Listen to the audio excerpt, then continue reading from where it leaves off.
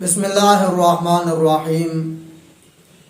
رضاخانیت ذلیل ہو رہی ہے، ایک کے بعد ایک مناظر، ایک کے بعد ایک مناظر، وہ ذلیل ہو رہا ہے، لیکن ایک سوال کا جواب نہیں دے رہا۔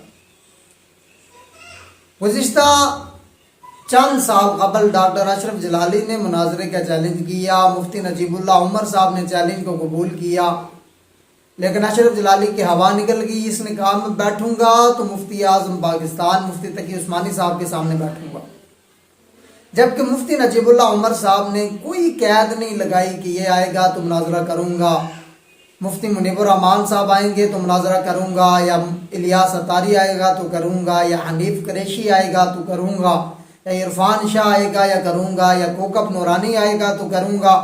کوئی قید نہیں۔ جسے تم مناظر سمجھتے ہو اور رضاخانیوں جس پر تمہیں بھروسہ ہے کہ یہ علماء دیوبند کے سامنے بیٹھ سکتا ہے، اس کو بھیجو، ہم اس سے مناظرہ کرنے کے لیے تیار ہیں۔ بہرحال کوئی بھی رضاخانی مناظر تیار نہ ہو سکا اور مناظرے کے لیے نہ آ سکا۔ مفتی ساجد خان نقشبندی صاحب نے ان کو چیلنج کیا، جب چیلنج قبول نہیں کیا تو انہوں نے ایک ایک مناظر کو کال کرنا شروع کی۔ ایک کو کال کی، وہ برے طریقے سے ذلیل ہوا، آپ وہ ویڈیو اسی چینل پر دیکھ سکتے ہیں۔ اب انہوں نے ایک اور دوسرے مناظر کو کال کی جو ان کا مناظر ہے۔ اب جو دوسرا رضاخانی مناظر تھا وہ بھی ذلیل ہوا۔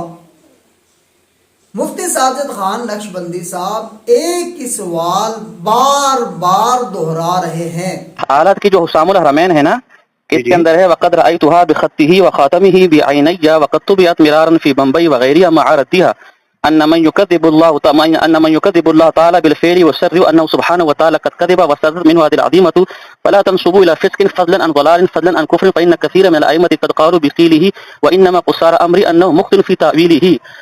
یہ جو مولانا گنگوئی صاحب کی طرف فتویٰ منسوب کیا ہے، یہ کہاں سے ملے گا؟ یہ کدھر ہے؟ یہ آپ کون ہیں؟ میں ساجد خان نقشبندی بات کر رہا ہوں، کراچی سے۔ اوہ واہ، کیا بات ہے حضرت، مرحبا۔ اب آپ اس پہ اسٹیٹس لگائیں گے کہ میں نے عرفان جلالی صاحب کو کال کیا اور اس کی ماں بہن کر دی؟ نہیں، میں تو فتویٰ پوچھ رہا ہوں، تقریر تو آپ کر رہے ہیں۔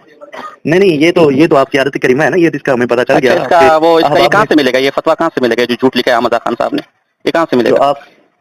آپ کے بڑوں میں صرف اتمام حجت کے لیے اتمام حجت کے لیے صرف آپ کو کال کر رہا ہوں کہ یہ جھوٹ کہاں سے ملے گا؟ یہ جھوٹ کدھر سے ملے گا؟ میں کہتا ہوں ذرا سانس لیں، جو آپ نے لکھا یہ جھوٹ کہاں سے ملے گا؟ یہ جو جھوٹ ہے آپ کے امام احمد رضا خان نے حسام الحرمین میں یہ جو عبارت لکھی ہے، اور رشید احمد گنگوئی صاحب کو جس عبارت کی وجہ سے کافر کہا گیا، یہ عبارت کہاں ملے گی؟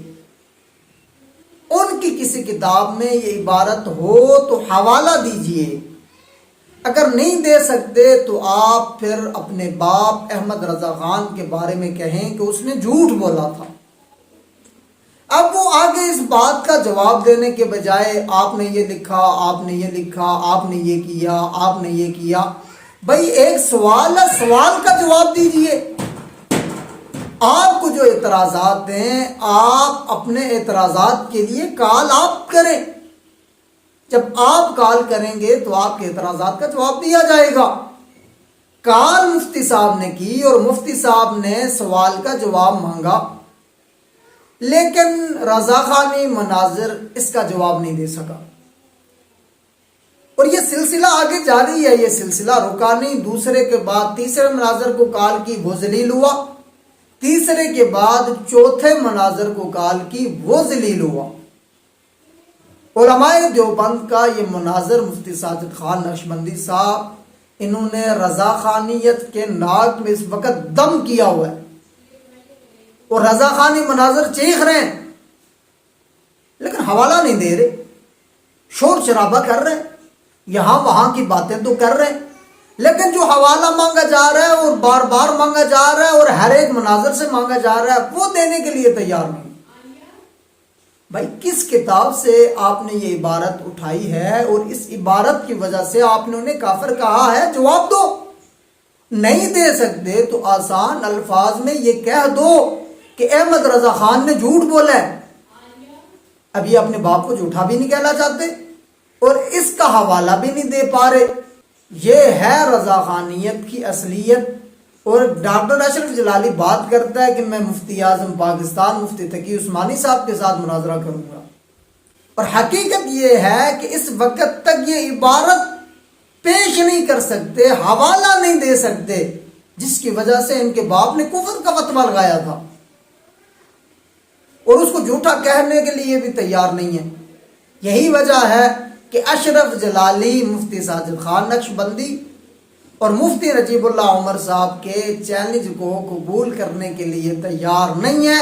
یہ رضاخانی مناظر مر تو سکتے ہیں، لیکن علماء دیوبند کے سامنے بیٹھنے کے لیے یہ کبھی بھی تیار نہیں ہوں گے، کیونکہ ان کے باپ احمد رضا خان نے علماء دیوبند پر جو کفر کے فتوے لگائے ہیں، وہ اتنے بڑے بڑے اس نے جھوٹ اور اتنے بڑے بڑے اس نے بلنڈر کیے ہیں کہ رضاخانیت کی موت وہاں ہی ہو جائے گی.